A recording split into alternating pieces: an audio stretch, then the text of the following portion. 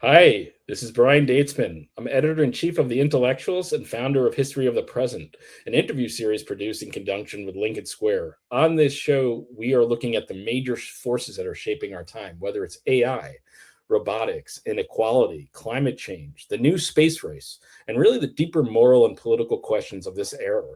Today, we're turning to religion, public life, and matters of the spirit. We're really happy to have a guest today, Christopher Hale. He's the publisher of Letters from Leo, a Catholic and political newsletter about Pope Leo XIV, Catholic social teaching, American life at a moment when questions of mercy, dignity, cruelty, war, and migration are newly urgent. Chris writes from a rare vantage point. He has spent years at the intersection of Catholic life, democratic politics, public service, and moral argument. He was the 2020 Democratic nominee for Congress in Tennessee's 4th District. He comes out of Middle Tennessee and is a product of Rutherford County Public Schools, to which he's very proud of. Through Letters from Leo, he has built one of the clearest public efforts to understand what this new Pope is for the United States, the world, and for Catholics overall. And here we are to talk about matters of spirit, faith, and also science.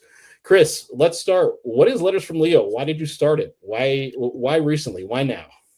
We can always pretend these things are planned out and organized and thoughtful, but I cannot claim that. Letters from Leo was started from the McDonald's attached to the Vatican to Rome last year, shortly after the election of Pope Leo XIV. I got invited. My career has been varied, but the one thing that kind of is a linchpin is that intersection of religion and politics. And because of that, I got to write for Time magazine for about a decade. A regular column on religion and politics, and then later for Newsweek. And when Pope Francis died a little over a year ago, both Newsweek and Time rivals.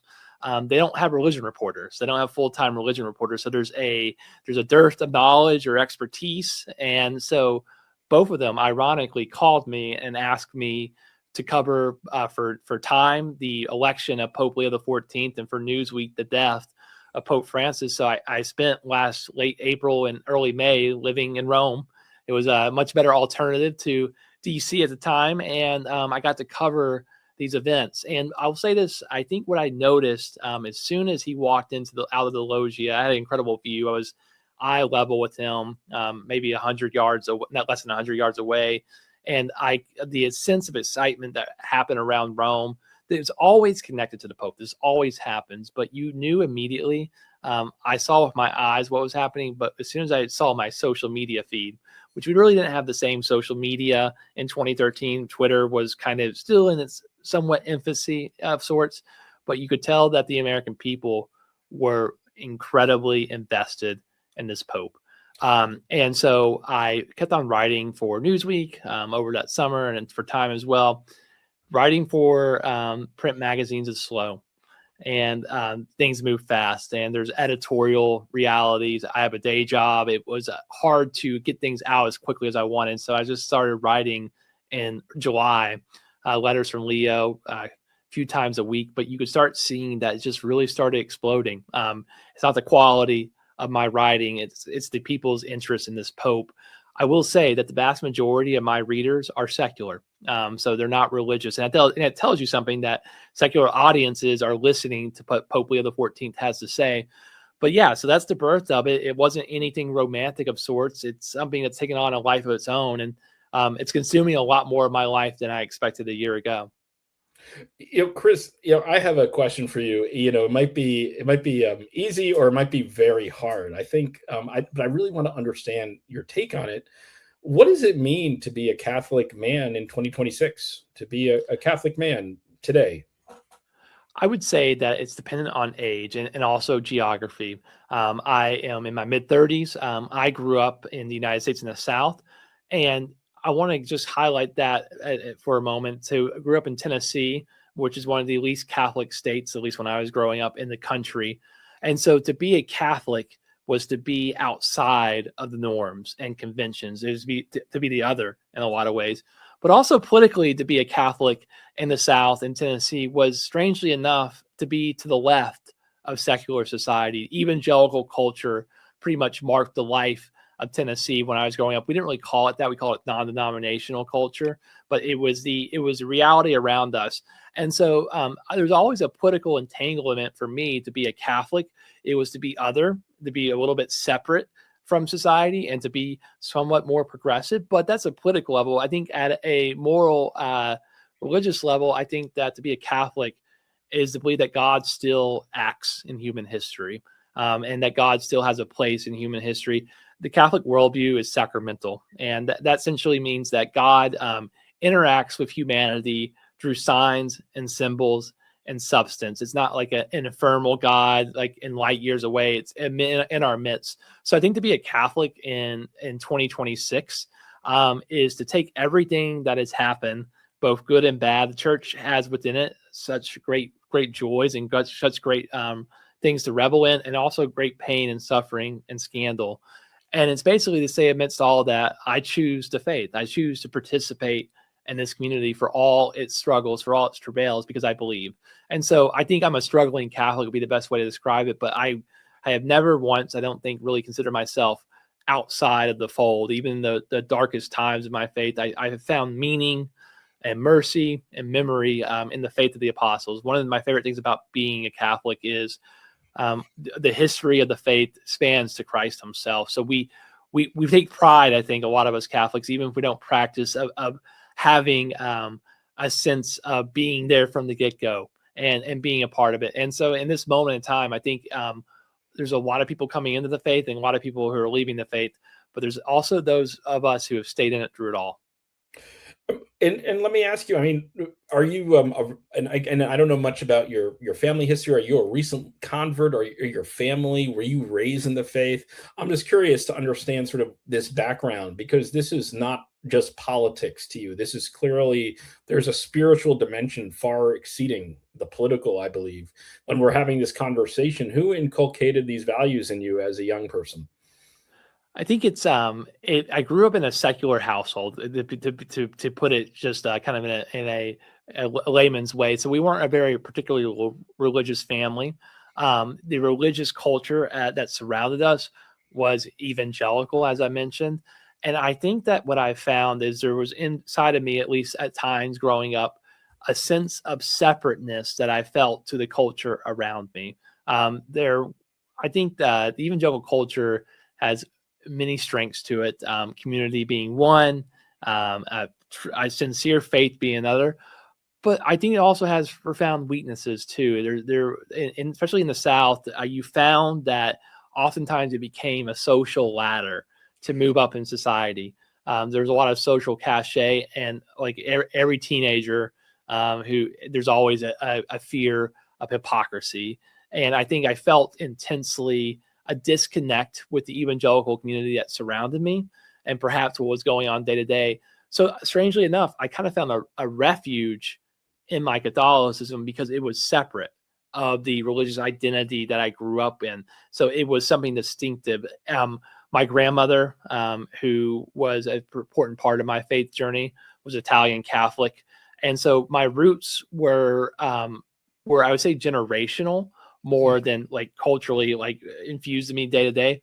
But to be a Catholic, I think where I grew up was to say that I had an identity that was separate or beyond the particular culture that I surrounded me. Let me put it a different way. I think that most American Catholics are immigrants. They have an immigrant story, and to be an immigrant, to be an American Catholic is intertwined so much. When my grandmother's family came to the United States, from her side, this Italian family that came to Ellis Island, to be an Italian was actually to be outside of the dominant culture. So much so that on the entry into Ellis Island, their demographics were marked as colored, as non-white. And your grandmother's demographics were marked as non-white? Sorry, her family's. Yes, her family. Her families. Yes. Yes, to be an Italian immigrant into this country in the 18th and 19th century, were not considered white. They weren't considered part of the WASP culture. To be a Catholic was to not be white. Essentially, was the way that they were seen. And so I think I always felt that identity otherness that I really appreciate about Catholicism. Now, I grew up in the South, but I did go to a Jesuit school in Ohio, Xavier, and then with most of my adult life on the East Coast. I will say that my East Coast friends did not have that same experience. To be Catholic is just part of the wide stream culture. And so I think my Catholicism was a little bit different than what they knew. And so I think I've always been a little bit strange among my East Coast friends because my Catholicism is a little bit more earned, if you will. It's not simply just passed down culturally. I chose to be Catholic in a lot of ways, where a lot of my friends, it was just simply ingrained in the society around them. Why do you think the Pope has really drawn a following in the United States? I'm not a Catholic, I'm not a Christian, but I find the Pope's message fulfilling, right? And you could see there's a big difference between the Pope's message and other people with megaphones like his. Why do you think Americans in 2026 are really honing in on more messages of justice, mercy, acceptance of our differences, acceptance of the marginalized? Why do you think that story, which really is a Christian story that goes back to, like you said, back to Jesus, why do you think that sort of moral tide is turning in the United States?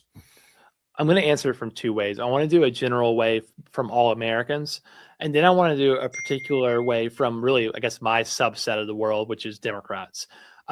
I think the biggest superpower that Pope Leo XIV has that his predecessors did not was English. The ability to speak English naturally, easily, quite well. Pope Francis struggled particularly with English. He always had to speak to a translator. But we find that when Pope Leo XIV speaks, his statements get some play. His written words get some play. When he speaks in Italian, it gets some play. But when he speaks in English to the camera, when the visual's there and it goes on Twitter, it goes on social media, it goes in your feed, that's when these things go viral. That's when these things explode. And I want to give you a distinction of how this was previously. In 2016, your listeners might remember that Donald Trump got into a fight with Pope Leo XIV's predecessor, Pope Francis, during the campaign. Francis had said on the plane he was visiting Ciudad Juarez, just south of El Paso, and the wall was obviously the big. And there was just a shooting. There had just been a terrible shooting, if I recall. You're absolutely right, and so crime was on the mind, and so this question of migration and the wall was probably as intense as it has been, quite frankly, in the 11 years that Donald Trump's been a part of American political life. And Pope Francis says on the plane going home to Rome in Spanish, he says that building a wall is not Christian. Now, there's fights about exactly how he said it because he said it in Spanish, and there's translation issues. But a lot of reporters, a lot of news reports translated that as Donald Trump himself isn't Christian, and that caused a belly-loo. It caused a moment of friction. And Trump went on this. He did this deranged tweet, in the tweet he said that Pope Francis would have wished that Donald Trump was president when ISIS bombs the Vatican. Now, it's an incredible tweet for a couple different reasons. I think one of the most underappreciated parts of the tweet is he seems to suggest that he's not going to be president because he says that Pope Francis would have wished. So he seems to be suggesting that he himself does not think he's going to be president. But obviously, it's a crazy tweet. But that news cycle goes away in about 10 minutes, and we just kind of move on. To the next controversy.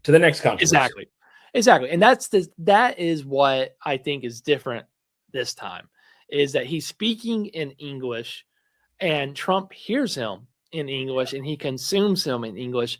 And so this controversy that I'm sure we'll talk about here in a little bit, it had been brewing for weeks before for Donald Trump taxed Pope Leo XIV on Twitter.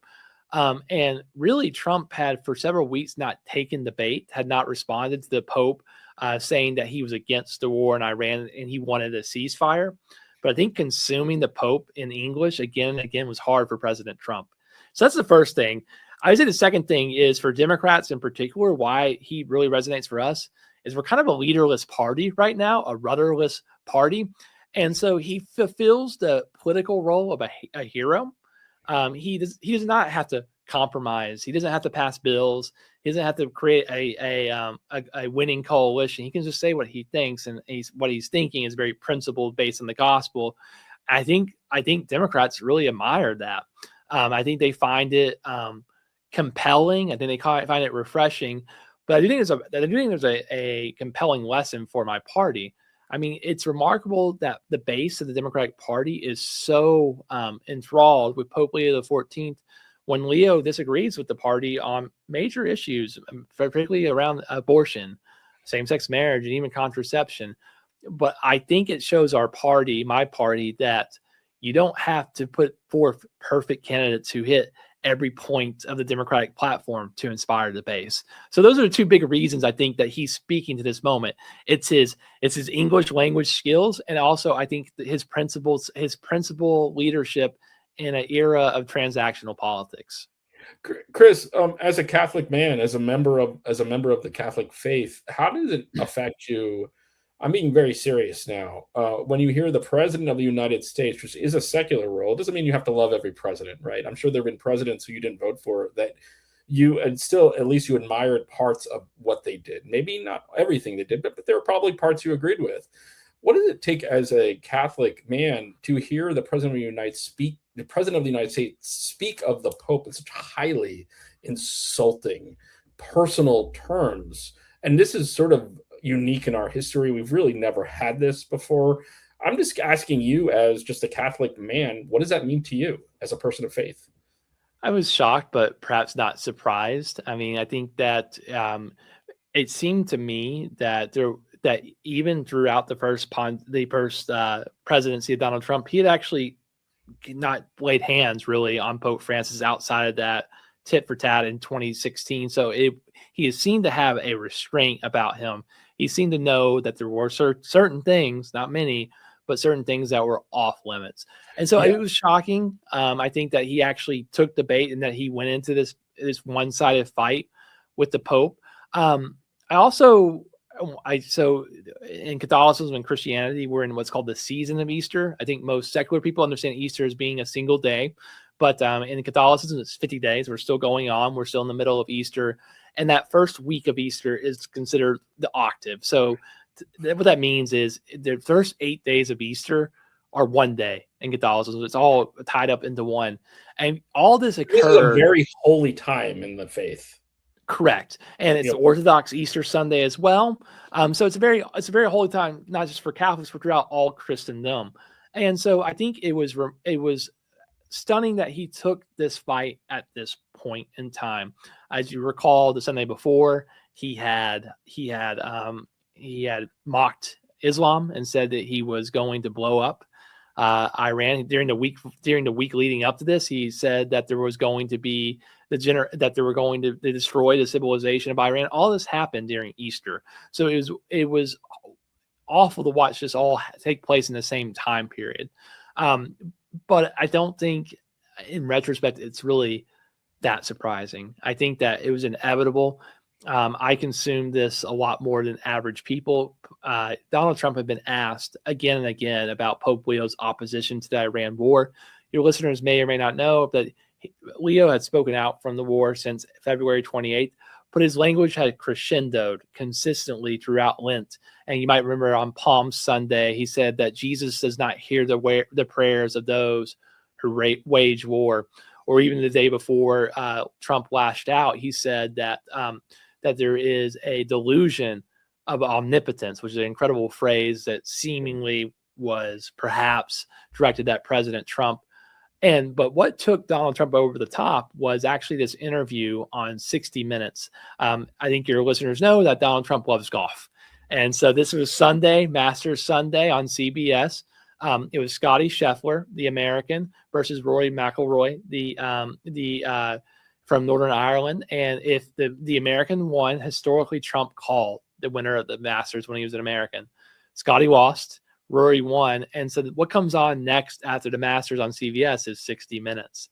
And the first segment of 60 Minutes was a 13-minute segment. I encourage you all to watch it, where the top three cardinals of the United States, close to Pope Leo XIV, criticized Trump on really three things. He criticized him on the war in Iran. They criticized him on deportation raids and ICE, and also his rhetoric. And that's what took Trump over the top. So I think it was just an escalation of things that he just no longer could keep it inside of himself. And I'm curious. Part of Catholic faith is you have to be nice to the stranger, right? So if everyone's a migrant, if someone needs help, you give them food, right? If someone needs a place to stay, you give them a bed, right? Very simple stuff. Why do you think the Republican Party they're very big on promoting personal faith, but why are they not focused on the works piece, right? So again, I'm not a Christian, not a Catholic, but I have studied a little bit about Christianity and a little bit about Catholicism. And there's just this big historical debate about works of faith versus, acts of faith, right? And why do you think, particularly in American Protestantism, particularly, I think, in the context where you're from, Southern evangelicals, why do you think the focus is more on burnishing a personal faith, saying, I believe in God, I'm a good Christian, versus I'm just going to show I'm a good Christian, and I'm going to extend my hand to the person to the stranger, right? Because I believe in the Bible, in the Old and New Testament, there's a big focus on being nice to people and being a good person. Can you just speak to that question of personal faith versus acts of faith? How does that square with you? So I think that the way I would describe it is oftentimes in evangelical culture, there's what we call a donut theology. So a donut, you have the outside, but then the core is empty. A lot of the core parts of Christianity get emptied out in evangelical Christianity at times. I think that it's a tradition that its history is much smaller than Roman Catholicism, and its birthplace, of course, is more or less the United States, at least our iteration of it. But American Protestantism writ large is very much cultured by Americanism. In fact, I think that American Catholicism, one of the weaknesses that a lot of people from around the globe, including our Pope Leo XIV, is there seems to be a skepticism of American Catholicism because it's too much colored by Americanism. And so I think that what does that mean? What does that mean, though? Americanism, sure. Like free markets. What does that mean? Yeah, so there was a heresy. So Pope Leo XIII, the predecessor from the 19th century, late 19th century, from whom Leo XIV takes his name from, actually called Americanism a heresy. And what he means by that is the short of it is that there is an individualism that is primordial over and above a collective vision. And so it's the idea that I is more important and more fundamental than we. And in Catholicism, it's very important that the I and the we stand together. There's the dignity of the human person and the dignity of humanity. It's for the one and for everyone. And so these things are held in collective, but the American heresy is the idea that the individual trumps society. And so I think we see that time and again, and we really see that with Pete Hegseth in particular. I have never heard Pete Hegseth quote the New Testament. His theology seems to end at the Old Testament, but that's not Christianity. Christianity, the entire Bible must be read within the light of the gospel, within the light of Jesus. And so there is, I think, a willingness to cut out parts of the Bible, cut out parts of our tradition that confront our worldview and our prior politics. I must say, though, I mean, this is an American tradition as old as the Republic. We recall that Thomas Jefferson himself would cut out words of the Bible that he thought were irrational or he didn't like. So this is a very proud American tradition to basically cut and paste Christianity to fit our worldview. And if we can, I just want to put a photo of, and Chris, I know I'm sure you've seen this photo. Let's just put the photo of the president with. Here's the president of the United States. I believe this is taken during his first term. He's here with his religious advisors, and they're approaching him almost as a divine figure. I've heard members of his so-called religious advisors basically suggests the president is a divine figure, essentially an intercessor between the state and God and Jesus. Does that offend you as a Christian, Christopher? Yes, but let me actually put a little bit of a addendum on it. It offends me, but I think it is a correct understanding of how many in Trump's world feel about him. Tucker Carlson had this fascinating interview, 2-hour interview over the weekend with New York Times, and there was a lot that got picked up, but this part didn't get picked up. He said that Trump was a divine figure, and he meant that as a pejorative, really. What he was saying is that he entrances you, he changes you. You come in and you feel a different sense about yourself. You believe everything he says. He has a cult like a reality to it. But yes, that doesn't mean one of the common phrases I hear quite often is that Donald Trump is a King David type figure. Very quick summary: King David, he was a sinner, he was a heathen, he was an adulterer, he was a murderer, and that God still gave him divine authority over Israel after he repented. There's the key part of that so many miss. He repented.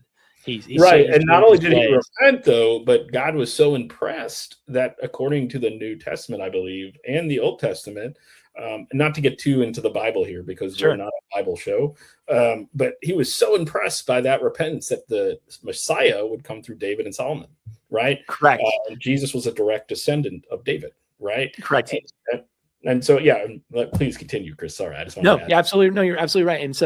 And just to clarify, absolutely. So David is a forerunner, a grandparent, if you will, an ancestor of Jesus. So to say that Trump is the new King David, well, let's be very clear. What you're saying is that he's acting in Jesus's name. He's acting as a conduit of Jesus. And now let me tell you what is particularly, I think, hard to consume that as a Catholic. So we think the Pope is the successor of St. Peter. And Peter was, of course, Jesus's companion. He's his first apostle, his first disciple. And he, in Catholic teaching, in John, the Gospel of John, that Jesus hands the keys to the kingdom to St. Peter to give him the keys to the kingdom of heaven.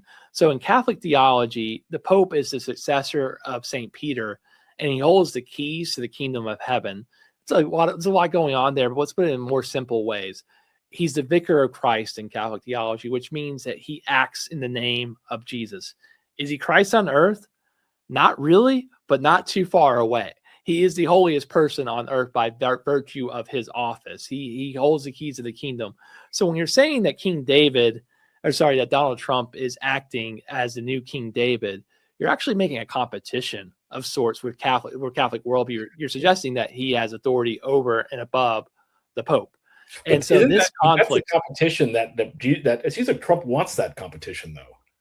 I think so too. I think that Trump does want that competition. I don't think he ought to, though. I think that Trump views the world in transactional politics, and he actually doesn't understand Leo's power. He sees Leo. He's a 5'7" priest from Chicago. He's a little bit meek, and so Trump thinks he can treat him like an Iowa Senate candidate, and just like throw these punches. But Leo does not take the bait, and I don't think Trump understands that Leo's power is not derived from something that Trump cannot touch. Let's just kind of run through a list very quickly. Trump cannot indict Pope Leo XIV. Trump cannot impose a tariff on Leo XIV. Trump cannot impeach Leo XIV. He cannot remove him from office. And he also, with the way his polling suggests, he also can't really diminish his standing. Historically, Trump could attack whoever he wanted to, and his base would just immediately go to 0% support for that person. He can't do that with the Pope. I think it's very confounding to him. Chris, you talk about your life. You live this life where you focus on public service, but also you've wanted to do public service that aligns with your faith. And so part of what I believe, my understanding of you, is that you're trying to be a positive change maker. And so my question to you is, what does it mean? And maybe not just for Catholics, but just, we hear there's so much cynicism, right? People just turn off from the system. Can you speak to, just even in your own experience, what does it mean to be good and not perfect, right? So what does it mean for let's not make the good or perfect the enemy of the good, right? What does that mean for someone? We're all getting by day. I think in Christian theology, they would say we're all sinners, but we're all trying, right? What does that mean for just an average person trying to improve things on a daily basis? I think it suggests that you should tether yourself to something bigger than your own life and your own experience. The best one of a Jesuit priest, Father James Keenan, said that mercy is the act of getting caught up in the chaos of another person's life. And so perhaps that's actually the best word to use. I think mercy would be a very good way of proceeding. And I think as practical actors in public life, there's many ways that we can do that. I dislike Donald Trump's politics. I don't hate Donald Trump. I try not to hate Donald Trump. So there's always a temptation, but in particular, I do not hate Donald Trump's followers and supporters. I think that the only way forward for our country is to build and engage relationships with the 49.8% of Americans who voted for Donald Trump in the last election. And we have to engage them. And we have to engage them with some sense of more than Donald Trump is bad. We have to offer them a positive vision of the world. And I think that Leo XIV and I think Christianity is a tool for doing that. I think the best secular vehicle to fixing our country right now, for better or worse, is the Democratic Party. It's sometimes a tough vehicle to be a part of, but for it to be an effective secular vehicle, I think it needs to have experiences from across the board. And I think the faith experience, the experience of Catholics in particular, I think can help in this moment. And I think that what Leo shows is that Leo's exposition of his worldview, of the Christian worldview, inspires not just Christians. It inspires secular people of all different backgrounds, because I think we're all longing for something that's positive, that is good. And I think it's more than optimism. Optimism is just a sense of all will be well because all has always been well. I think Leo is offering a vision of hope, which from a theological perspective is essentially saying that I look into the darkness, but I hope still, because I trust that beyond that, things can be better. But more importantly, that we don't go through it alone, that we go through this as a communal experience. And so anything I think we can do to tether ourselves to a bigger community is really helpful in this time. And anything we can do to see those people whose politics we disdain, not as enemies, but as fellow travelers and as people that we can work with, that's what we need to do. Look, I think that the Democratic Party, for all I love and hate about it, I think the only way forward for it is to be a party that spends its time seeking converts and not punishing heretics. We need a big, heterodox, boisterous, diverse party, and there needs to be a lot of former Trump voters in that party. And I think we need to have the disposition to welcome them. Do you, Chris, based on your own personal beliefs and values, do you believe love is justice in action? Yeah, I mean, I think that I think Pope Paul VI said that love is justice is the love's minimal requirement. So let's talk about that for a minute. So justice is love's minimal requirement, and justice means that everyone gets what they ought. It's a communal sense. But love is going beyond justice, and for Christian worldview, we'd argue that Jesus is the ultimate expression of love. But love definitely requires us to do something, to act. It cannot see merely sentiment. Love is mere sentiment from the Christian perspective is DOA. It's not real. So I think that what way we see it is that love fills up inside of you and it overflows. And from that overflowing expression, it calls out to the world and it helps the world. And so I think it's important for our movement to think as we go forward, we can't just be cold practitioners. We can't just be political operatives at my day job, but we can't just be simply how we think. We need to be a movement that's built on something bigger. And I think that what we see in history is that when there are movements that are built on more than mere sentiment, when they're built on love and action, those are the movements that compel people.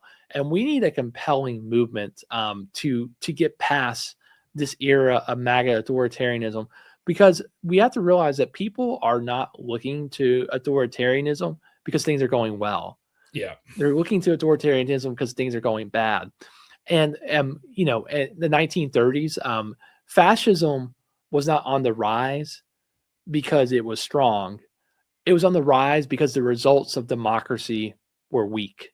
Yeah. And so I think we have to look back and look at these past 30 or 40 years and ask ourselves, what have been the reaping, what have we reaped from our democratic republic for the well-being of our people? And we've fallen short. And what can we do better so that there isn't this impressionism of a authoritarianism as a viable alternative? Oh, and let me ask you this. Let's go. So I really appreciate you for explaining all this, because our audience is diverse. People might not know all the different terminologies. Let's sort of go and not just terminologies, but beliefs and more of the minutia about the Catholic faith. Let's talk about the politics, because this is also very much a political show, a show about science. How do you think the Pope, and I know we probably don't know the answer to this, but what do you take of the fact that the vice president is a fairly recent convert to the Catholicism, right? Which is great. I think that's great for him if that is something that he finds power in.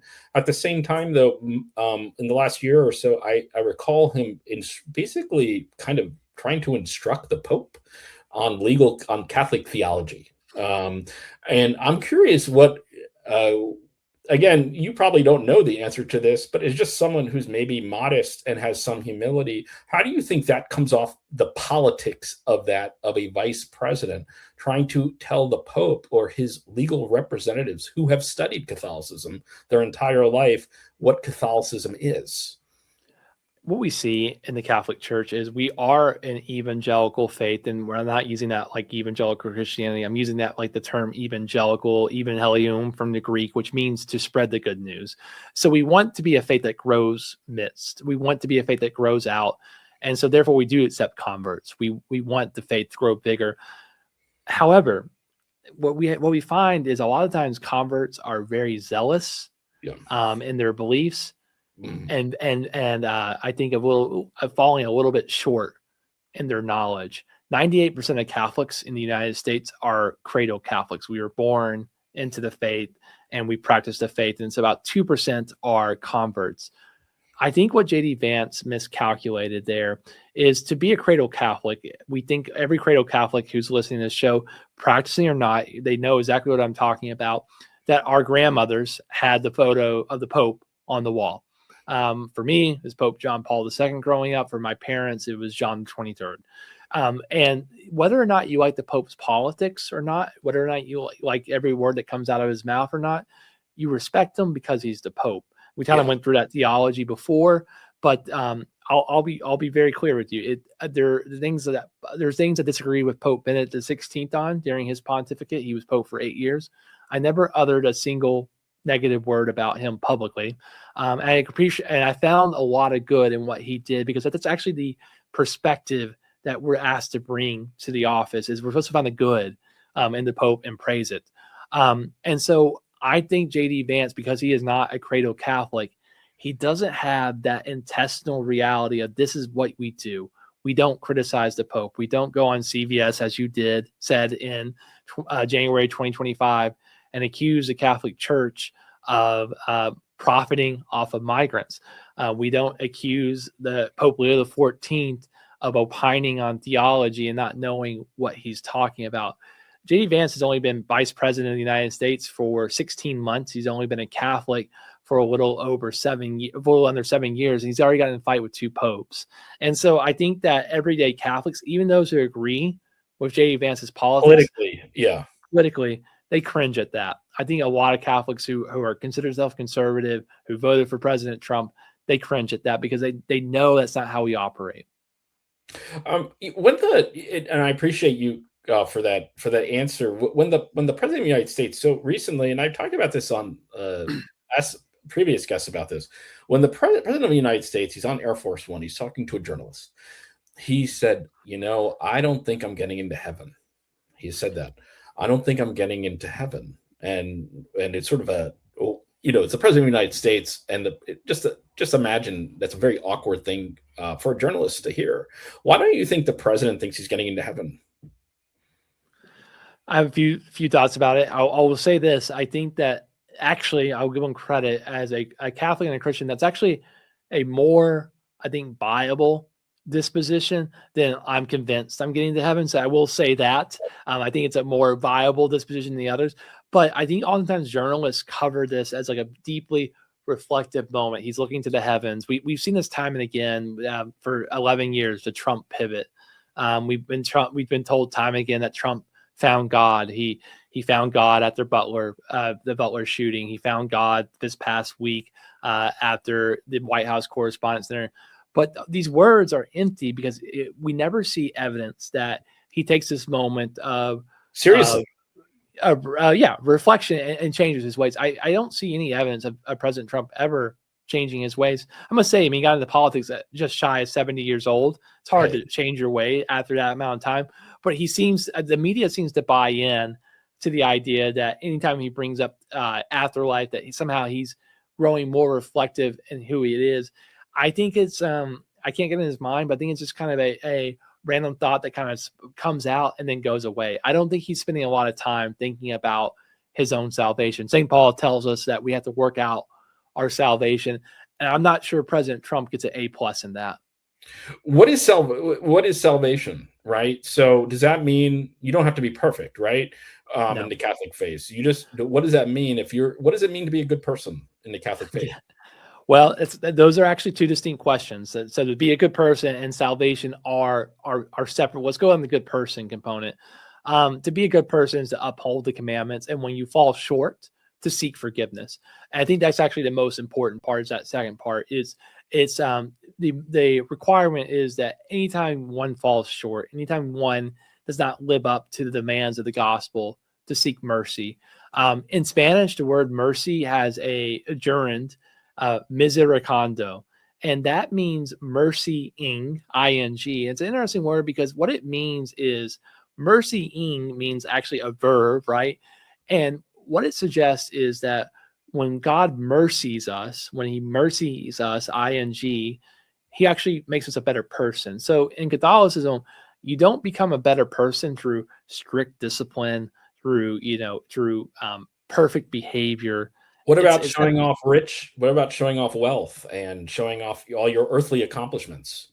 Not helpful. Not helpful to the cause. Pope Francis used to talk about his grandmother said that had a little quip, an Argentinian quip about you cannot. There's no pockets in a burial cloth, and what that meant, of course, is you don't have a wallet when you go into heaven.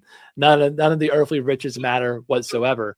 You don't even just get to that though. I mean, our heroes today, or I don't know, our heroes, or maybe anti-heroes, right? Are billionaires, right? Yeah. People who own vast apparatuses of media, who have control over what we think of, and a lot of Americans believe this. And again, this is in the Catholic thing, but going back to American Christianity, we have this idea of the elect, right? That if they're wealthy, God must love them.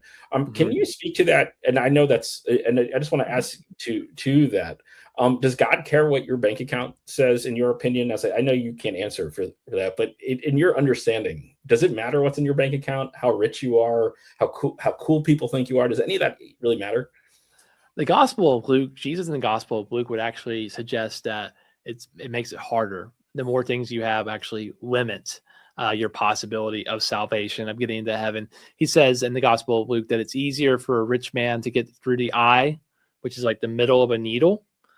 Sorry, it's easier for a camel to get through the eye of a needle, which is, if you kind of think of the visual, a camel is quite large and a needle is quite small. It's impossible, right? So he suggests it's impossible for a rich man to enter into heaven. And what the entire Gospels show us is that God has a particular affection for those who are down on their luck, for those who are struggling, for those who do not have a lot of things in their bank account. So the whole notion and the prosperity gospel notion that God gives more resources to people that are more blessed, that are more beloved by God, is an anathema to Christianity. It's anathema to the gospel. Once again, it's what Pope Leo XIII talked about a lot. It's the American heresy that somehow God ordains and blesses the rich in ways that are over and above anyone else. Really, Jesus, God teaches us through Jesus that God has what we call in Catholicism a preferential love for the poor, which is somewhat controversial because what it's saying is that God loves everyone equally. So God, being like a parent, loves all God's children equally. But when a child's struggling, we find this if you have siblings, if you're struggling or one of your siblings struggling, your parents show particular preferential love for that child at that moment and help them in that moment. It doesn't mean that God loves you less or your parent loves you less, but that there's a particular affection and attention. And I would say a primacy of place for those who are struggling. So God is much more focused on those who are struggling in this country than those who are doing well. And I think it's a hard, bitter pill for many in this country to accept because I think we've been taught quite the opposite. Right. And let me ask you, Christopher, in your opinion, as just a Catholic man, do you think it's possible to be a good man? And we see in Congress right now, there's a lot of lawmakers, particularly Republicans, who are protecting people connected with Jeffrey Epstein. There are lots of survivors of Jeffrey Epstein who have not seen any justice at all. Do you think it's possible to be a good man and be a lawmaker protecting these men? Do you think that it is incompatible to be a good man and protect the Epstein class? Because I think it is. Yeah, I mean, Joe Biden once said that he thought the greatest sin was the abuse of power. And I think that when you amass power, God does expect more of you. Too much, to this gospel, Luke, it says, too much to whom much is given, much will be expected. And so I think lawmakers, unfortunately, once again, oftentimes are fueled by ego. Look, I ran for office. It's an egotistical experience. People come up to you and they tell you how great you are.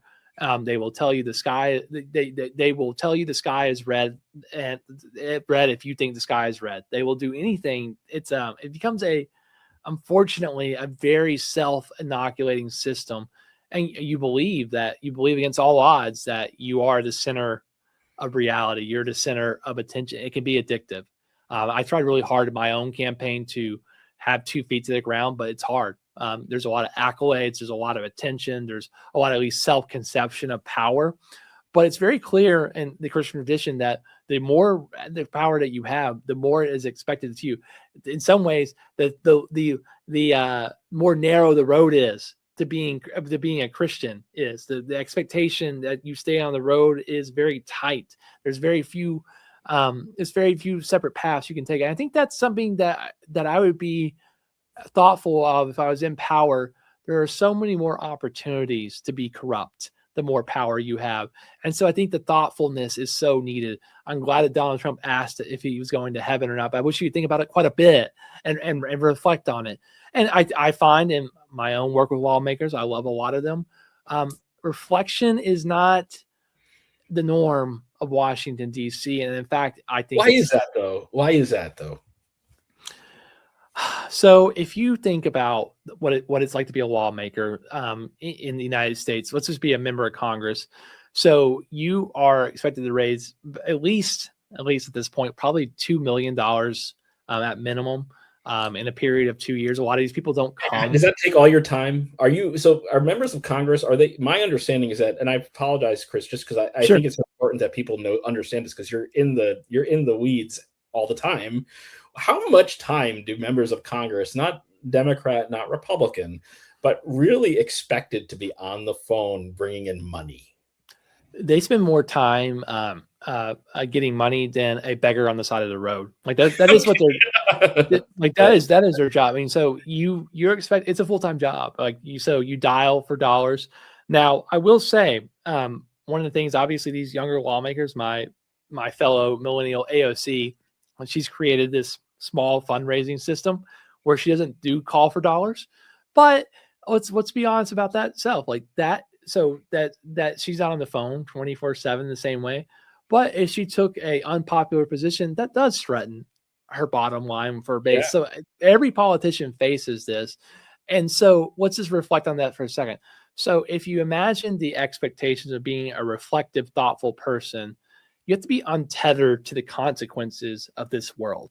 And I think that the hard reality of it is a lot of the men and women in Congress who had done the right thing lost their job for it. And I think that's really hard to come to reality with.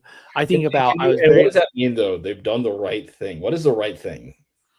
oftentimes the vote against your political interests at home would be the right thing. So I'm thinking during the Affordable Care Act, which I think was a good law. I think I'm glad it passed in March of 2010.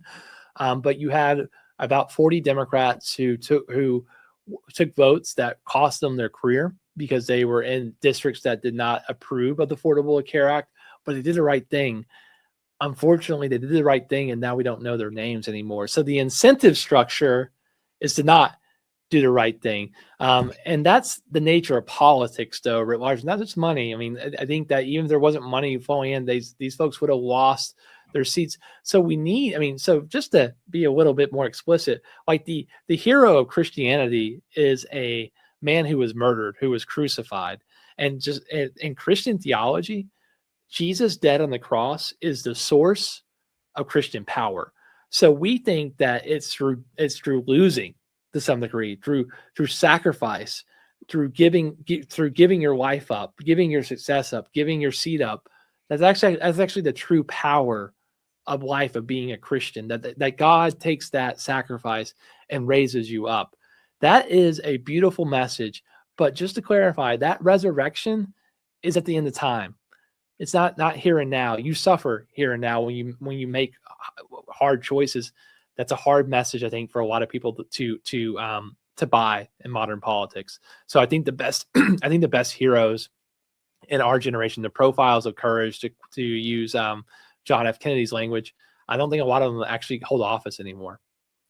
Do you think that the people who intentionally inflame division in this country intentionally allow propaganda that kills people? For instance, during the pandemic, Fox News, they put on a lot of material that suggested it was more dangerous to be vaccinated against COVID than to actually be infected with COVID, because they cared about audience retention. They cared about keeping that audience and keeping the money flowing. Do you think those people will be judged very harshly one day?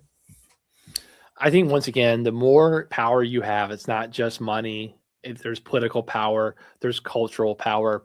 I think the more power you have, the more harshly you will be judged, the higher the expectations of. Let's go back to that eye of the camel. Getting a camel getting through the eye of the needle.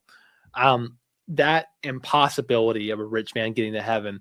If you think about the contraposition of that, it's very easy for a poor person to get into heaven because their power is nothing. Their corruption is little because they have no authority.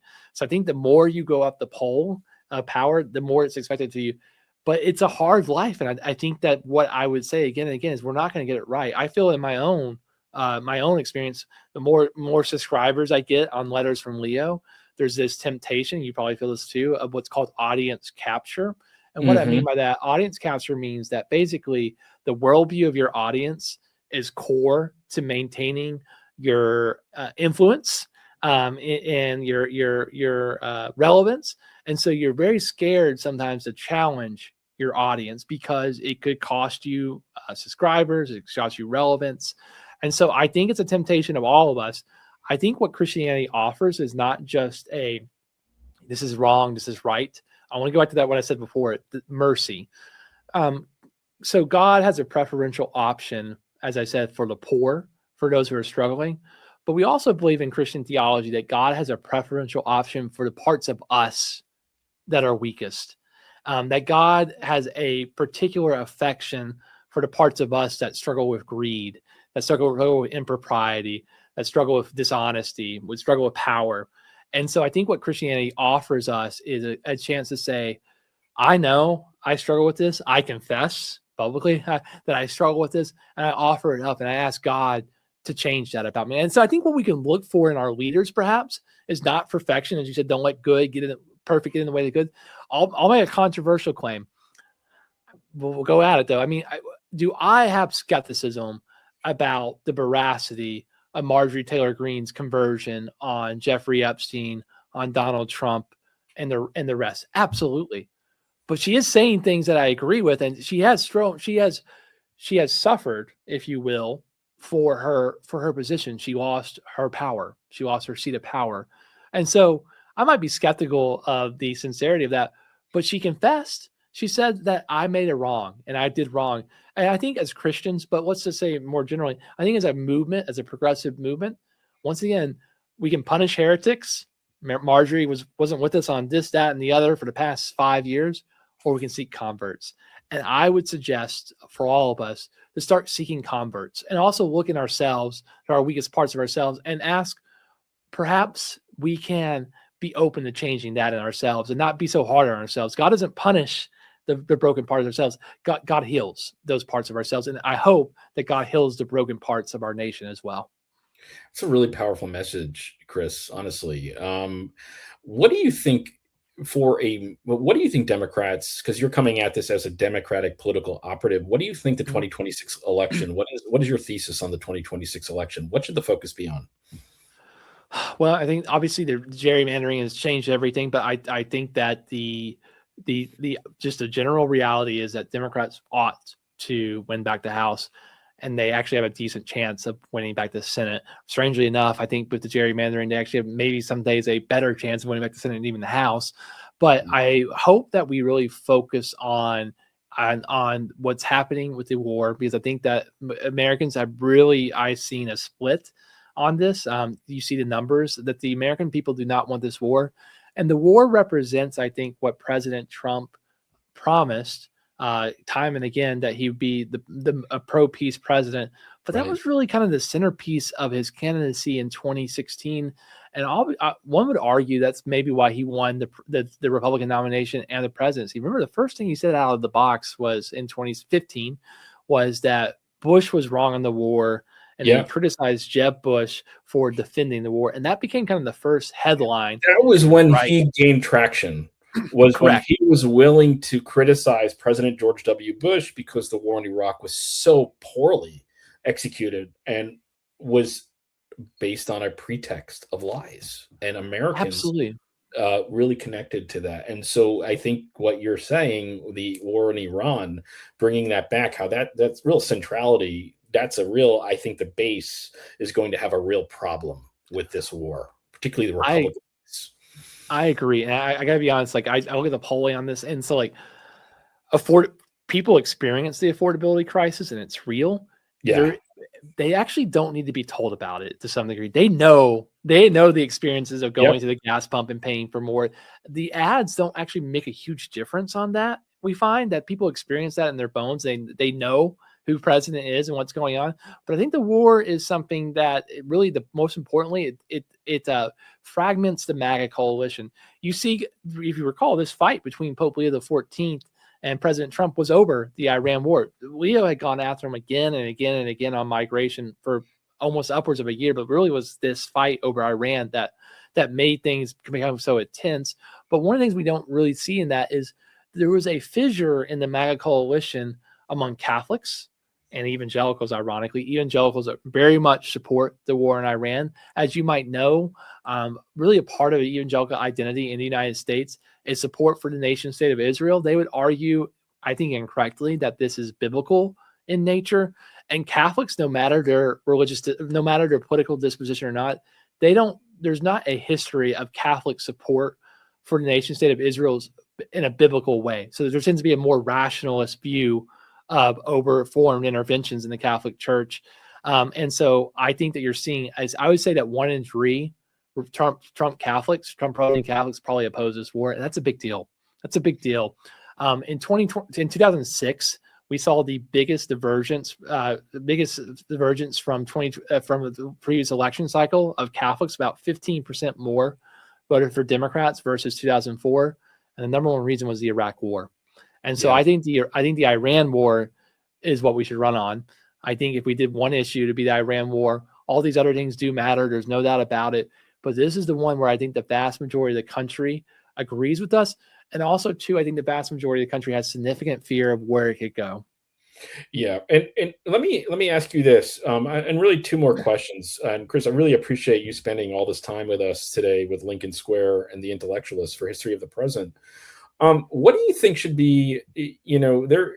If I recall, looking at after 2024, Democrats, particularly with Latino voters, there was a really serious drop of support. And given your role in Catholic outreach, how do you think Democrats can do better at connecting with Latino voters in 2026 than maybe in 2024?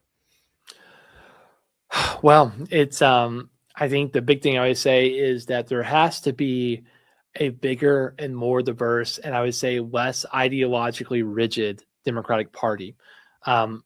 Too much the Democratic Party in terms of policy, in terms of messaging, there tends to be a I-95, that's Washington, D.C., New York, Philadelphia. There's an I-95 bias or an I-5 bias, that's L.A. or San Francisco. There's not a bias to the center of the country. So you have a bunch of folks who don't really seem to understand the Hispanic experience. I'm going to use the word Hispanic because I think we use the word Latino in the Democratic Party, but the majority of Latinos in this country self-identify as Hispanic. You remember a few years ago, there was a controversy in this community about this phrase Latinx. Yeah. You remember that? Yeah. So this Latinx was like an academic phrase that we use to describe the Latino community, but no Latinos use this phrase. Right. There tends to be a high-brow academic understanding of the Latino experience in this United States that is taken as gospel truth from our party. And I think we need to reject that.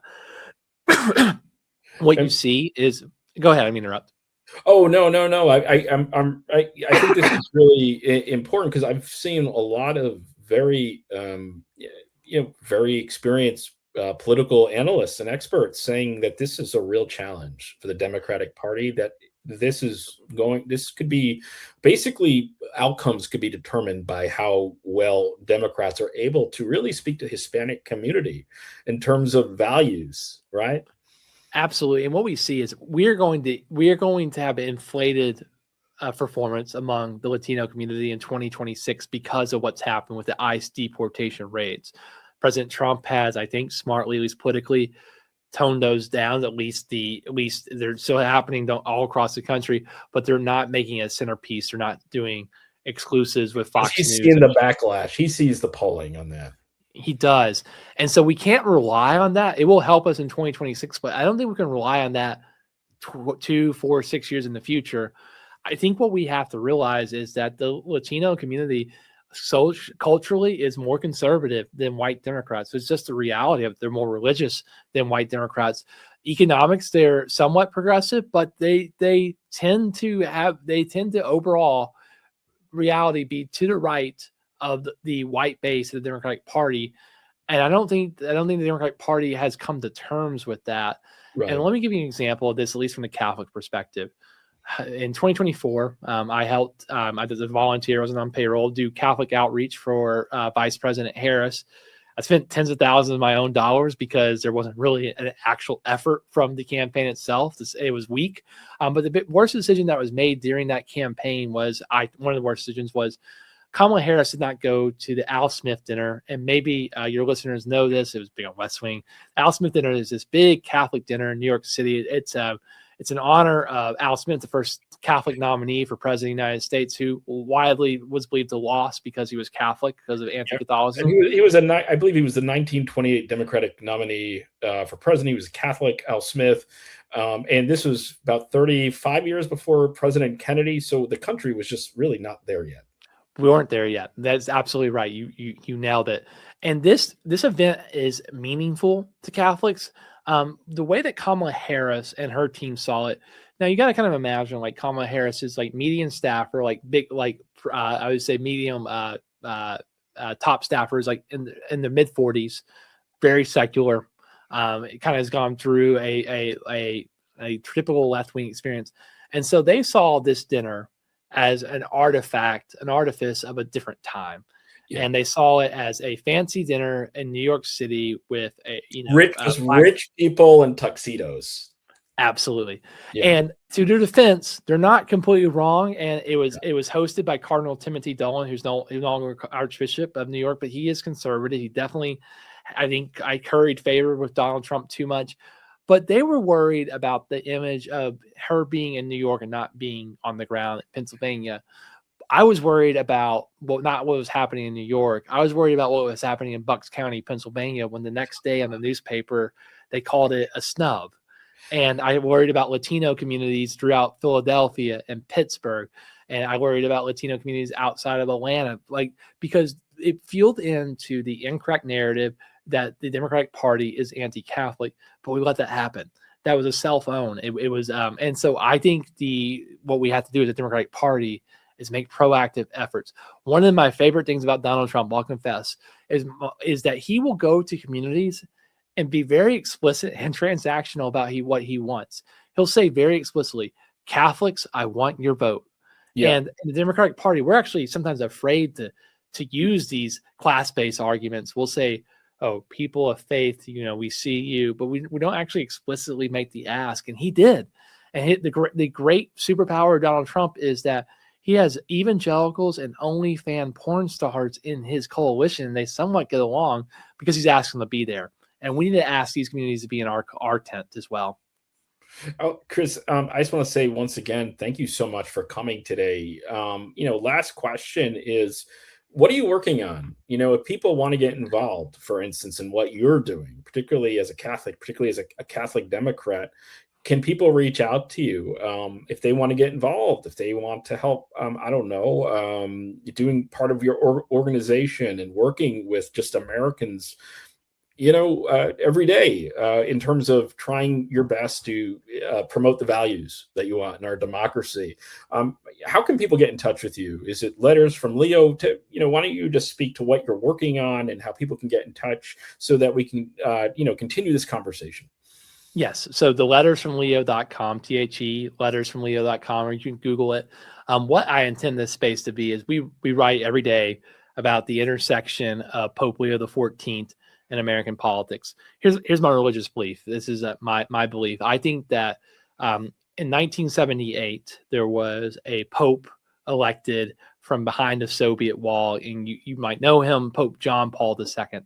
And he helped through his witness, through his firmness to bring down Soviet communism and destroy the Soviet bloc in the 1970s. So I think it's just in the 80s. And I think just as God raised up a pope from behind the Soviet wall to help defeat communism, I think God has raised up a pope from behind the walls of MAGA authoritarianism from the Americas to help defeat authoritarianism here at home and across the globe.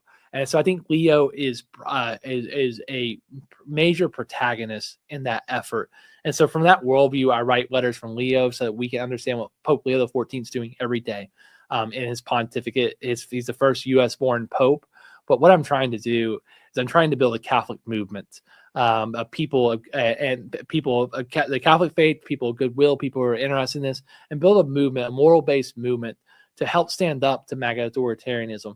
And I think I want to bring people together. We're one of the fastest growing Substacks in the United States. We're top 75 and top bestsellers in politics. And we're the fastest growing Catholic community in the United States. So I invite, if you're interested in hearing more about this or you want to get more involved, I want to create a movement of people in this vein who help build the next chapter of American history. I believe that this is a dark time, but I believe with Pope Leo XIV, we can help see brighter times ahead. So that's a message of hope, Chris. I just want to say I'm really honored to have you on today and really talk about these issues of faith, secular issues, politics. We'd love to have you back on to discuss this more. And it really was a real pleasure to have you on, Chris. So thank you so much from Lincoln Square and The Intellectualist. Thank you for having me. I appreciate it.